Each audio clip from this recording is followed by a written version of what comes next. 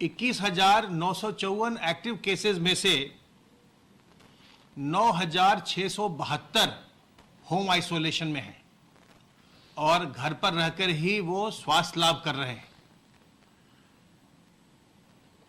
Private अस्पतालों में भुगतान के आधार पर 2,163 लोग अपना इलाज करवा रहे हैं और बाकी के सभी लोग सरकारी व्यवस्था में L1, L2, L3 के अस्पतालों में रहकर अपना इलाज करवा रहे हैं।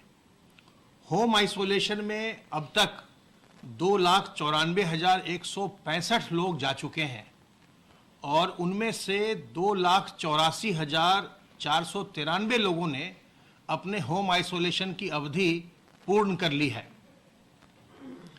अब तक जो लोग कोरोना वायरस से संक्रमित होने के पश्चात पूर्णतः उपचारित होकर डिस्चार्ज किए जा चुके हैं, उनकी संख्या अब बढ़कर के 4,87,221 हो गई है। तो प्रदेश में अब 4,87,000 से अधिक लोग संक्रमण के पश्चात स्वस्थ हो चुके हैं, संक्रमण विहीन हो चुके हैं। रिकवरी का प्रतिशत प्रदेश में अब बढ़कर के 94.31% हो गया है। 94.31% इस समय रिकवरी का प्रतिशत है। संक्रमित लोगों में से कुल 7,441 लोगों की अभी तक मार्च से, जब से संक्रमण प्रारंभ हुआ था उससे लेकर अभी नवंबर तक कुल संक्रमित लोगों में से 7,441 लोगों की मृत्यु हुई है। छुट्टियों के बाद अब जो हमारी सैंपलिंग है, टेस्टिंग है, उसकी संख्या में बढ़ोतरी शुरू हो गई है और आप देख रहे थे कि पिछले 3 दिनों में 80 से 90 हज़ार के बीच हमारी टेस्टिंग हो रही थी। कल हमारी टेस्टिंग बढ़कर के 1,21,362 हो गई और जल्द ही 1-2 दिनों के अंदर ही इसको हम 1.5 लाख के ऊपर पुनः ले जाएंगे। अब तक प्रदेश में कुल 1,73,31,490 सैंपल्स की जांच की जा चुकी है। कल RT-PCR के टेस्टिंग के लिए जनपदों के द्वारा 55,329 सैंपल्स विभिन्न लैबोरेटरीज को भेजे गए। ई-संजीवनी पोर्टल का हमारे प्रदेशवासी निरंतर इस्तेमाल कर रहे हैं और जैसा मैं आपसे बार बार निवेदन करता हूं कि संक्रमण के काल में घर बैठे ही आप डॉक्टरों की सलाह प्राप्त कर सकते हैं। आपसे डॉक्टरों की वीडियो कॉलिंग होती है और आप उनको देखते हैं, वो आपको देखते हैं और तब आपसे जानकारी करने के बाद आपको वो दवाइयाँ प्रिस्क्राइब करते हैं। कल प्रदेश में 3,263 लोगों ने घर बैठे ई-संजीवनी पोर्टल पर डॉक्टरों की राय प्राप्त की और अब तक प्रदेश में 2,15,000 से अधिक लोग इस सेवा का लाभ उठा चुके हैं। सर्वेलेंस की कार्रवाई हमारी निरंतर चलती रहती है और सर्वेलेंस बहुत ही महत्वपूर्ण कड़ी है संक्रमण को नियंत्रित रखने में। सर्वेलेंस और कॉन्टैक्ट ट्रेसिंग अर्थात किसी व्यक्ति को जब कोरोना संक्रमण होता है तो उसके संपर्क में जितने लोग आए हों उनकी खोज करना और उनकी जांच करवाना। और सर्वेलेंस में हमारी टीम्स घर घर जाकर के जिन इलाकों में संक्रमण होता है या अन्य जो लक्षणात्मक लोग होते हैं उनसे जाकर के उनका हालचाल लेकर के फिर उनके सैंपल लेकर के जांच पड़ताल करवाती है। तो सर्वेलेंस और कॉन्टैक्ट ट्रेसिंग जो है ये प्रदेश में संक्रमण को नियंत्रित रखने के बहुत ही कारगर हमारे उपाय हैं और इसको हम निरंतर कर रहे हैं। सर्वेलेंस की गतिविधि के अंतर्गत अब तक 4,56,186 टीम दिवस के माध्यम से 2,89,26,145 घरों का सर्वेलेंस किया गया, जिनमें रहने वालों की संख्या 14,17,01,52 है। आपने देखा था कि जब त्योहारों का समय आया था, अभी भी आगे छठ का त्योहार अभी है और उसमें ये राज्य सरकार की ओर से लोगों से अनुरोध किया गया है कि यथासंभव अपने घरों में ही इस पूजा को संपन्न करें। अपने घरों में ही छोटा सा पोखर बना करके या गड्ढा बना करके जैसे किया जाता है अपने घरों में ही इसे करें, ताकि किसी प्रकार के संक्रमण की फैलने की संभावना न रहे। और अगर आप कहीं सार्वजनिक स्थल पर जाते हैं तो अपना पूरा ध्यान रखिएगा। जो कोरोना वायरस से बचने के तरीके हैं, अपने हाथ को बार बार साफ करते रहना, अपने मुंह और नाक को ढककर रखना, मास्क से, रुमाल से, गमछे से, दुपट्टे से, और लोगों से 2 गज की दूरी बना के रखना। इन सावधानियों का हमेशा पालन करिए। अगर आप कोरोना संक्रमण के पश्चात स्वस्थ हो गए हैं तो भी आपको लापरवाही नहीं करनी है। इन सावधानियों का पालन आपको तब भी करना है, उसके बाद भी करना है, क्योंकि कुछ ऐसे प्रकरण भी हमारे सामने आए हैं जिनमें कि लोगों को दूसरी बार भी संक्रमण हुआ। बहुत ही कम प्रकरण हैं, लेकिन ऐसे प्रकरण हैं। इसलिए अगर आप संक्रमण के पश्चात स्वस्थ हो गए हैं तो भी आपको सारी सावधानियां बरतनी है। तो त्योहार में अब जो है उसमें भी सावधानियों को बरतिए, ताकि किसी प्रकार के संक्रमण की फैलने की संभावना न रहे। जैसे हम लोगों ने 29 अक्टूबर से 12 नवंबर तक का एक अभियान चलाया था जिसमें टारगेटेड सैंपलिंग हम करवा रहे थे, वैसे ही हमारा इसका दूसरा चरण कल से प्रारंभ हो रहा है। और 19 नवंबर से 30 नवंबर के बीच अगले 12 दिन फिर से हम टारगेटेड सैंपलिंग करवाने जा रहे हैं, फोकस सैंपलिंग करवाने जा रहे हैं। 19, 20 और 21 तारीख को जो अर्बन स्लम्स हैं, जो शहर में मलिन बस्तियां होती हैं, वहां पर सैंपलिंग की जाएगी। 22 तारीख को जो हमारे अस्थाई या जो हमारे स्थायी जेल हैं उनमें सैंपलिंग की जाएगी पूरे प्रदेश में। 23 तारीख को बाल सुधार गृह, बालिका सुधार गृह, संप्रेक्षा गृह, इनमें सैंपलिंग करवाई जाएगी पूरे प्रदेश में। 24 तारीख को वृद्धाश्रम, ओल्ड एज होम और नारी निकेतन में सैंपलिंग होगी।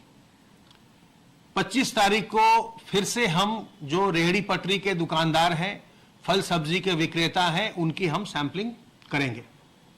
26 तारीख को जो 9वीं से 12वीं तक के जो विद्यालय चल रहे हैं, तो वहाँ का जो शिक्षण का स्टाफ है, जो टीचर्स हैं या और जो स्टाफ है, उनकी सैंपलिंग की जाएगी।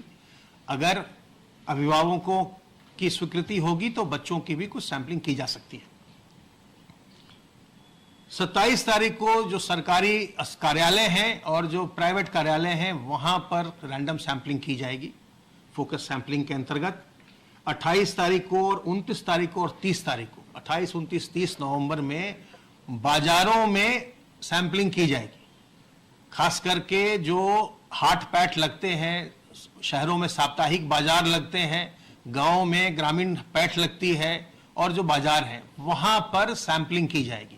तो इस प्रकार से 19 नवंबर से 30 नवंबर तक का एक बृहद कार्यक्रम बनाया गया है जिसमें कि फोकस टेस्टिंग की जाएगी। जब तक इसकी कोई वैक्सीन नहीं आती है, जब तक इसकी कोई एक सुनिश्चित दवा नहीं आती, अभी इसकी कोई एक निश्चित दवा नहीं है, केवल लक्षणों के आधार पर इसका उपचार किया जाता है, तब तक हमें सावधान रहकर अपने को संक्रमण से बचाना चाहिए। और अगर किसी प्रकार के भी लक्षण आए, और लक्षण आप जानते हैं, आपको बुखार आए, खांसी होने लगे, या सांस लेने में तकलीफ हो, या आपके स्वाद की और सूंघने की क्षमता का ह्रास हो, ये सब लक्षण है कोरोना से संक्रमण के, तो तत्काल अपनी जांच करवाइए। इसमें संकोच न करिए। न तो इसमें कोई लज्जा की बात है, न ही इसमें कोई हीन भावना की बात है। समय से जांच करवाएंगे, समय से संक्रमण की खोज करवा लेंगे, समय से इलाज होगा, बिल्कुल स्वस्थ हो जाएंगे। अगर विलंब करेंगे, संकोच करेंगे, देर करेंगे, तो अगर आप स्वस्थ होते भी हैं तो भी आपको बाद में कुछ जटिलताएं हो सकती हैं। ऐसे भी प्रकरण हमारे सामने हैं जिनमें लोग कोरोना के संक्रमण से तो मुक्त हो गए, लेकिन उसके बाद भी उन्हें कुछ न कुछ दिक्कत आ रही है, जिन लोगों ने विलंब किया था। और उनके लिए हमने अस्पतालों में पोस्ट कोविड डेस्क भी बनाया है। अगर आप संक्रमण से मुक्त हो गए हैं, उसके बाद भी आपको कोई दिक्कत हो रही है, तो अस्पतालों में जो पोस्ट कोविड डेस्क बनाया गया है, वहां जाकर के आप अपनी बात कर सकते हैं, अपनी चिकित्सा करवा सकते हैं। तो सावधान रहिए, सतर्क रहिए, घर के बड़े बुजुर्गों को बचाइए, गर्भवती महिलाओं को संक्रमण से दूर रखिए, बच्चों को दूर रखिए और जो पहले से किसी बीमारी से ग्रस्त हैं उन्हें भी संक्रमण से बचाइए। स्वस्थ रहिए, तनाव मुक्त रहिए, प्रसन्न रहिए।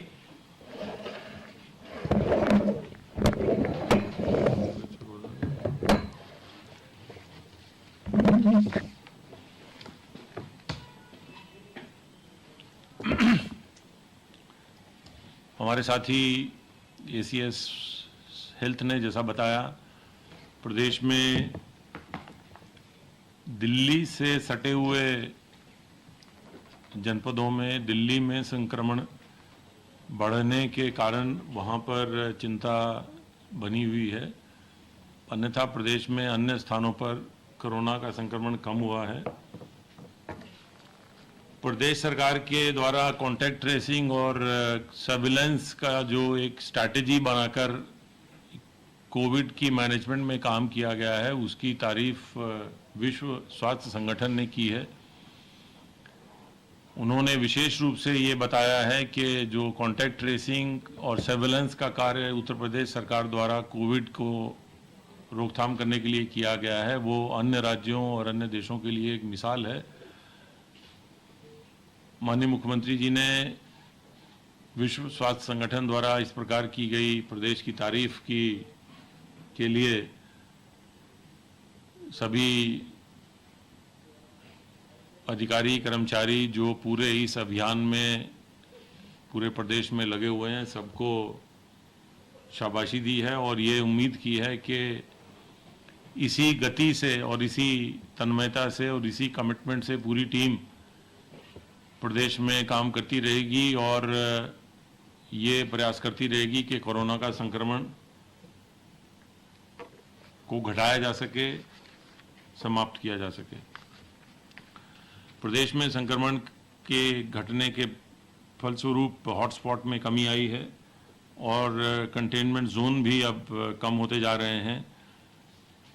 प्रदेश में आर्थिक गतिविधियां बढ़ाने के लिए, प्रदेश में रोजगार के नए अवसर पैदा करने के लिए प्रदेश सरकार का संकल्प है। इसी क्रम में वर्तमान में लगभग 51,78,000 कार्मिक हमारे जो 8,18,000 इकाइयाँ पहले से ही क्रियाशील हैं उनमें काम कर रहे हैं।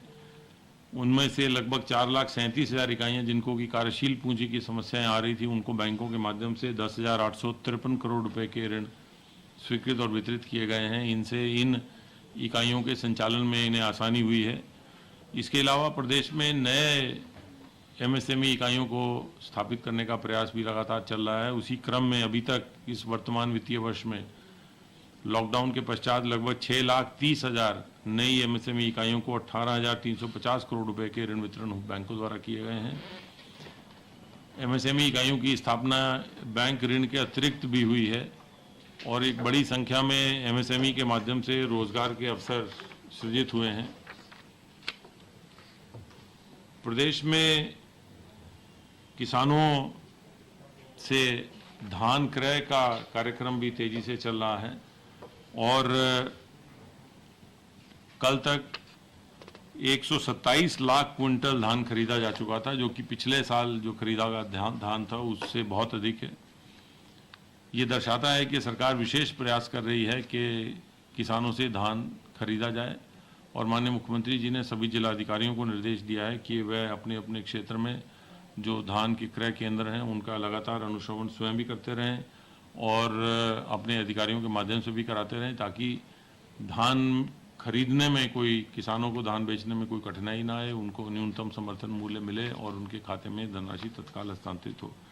इसके साथ साथ मक्का की खरीद भी सरकार द्वारा की जा रही है और अभी तक लगभग 1 लाख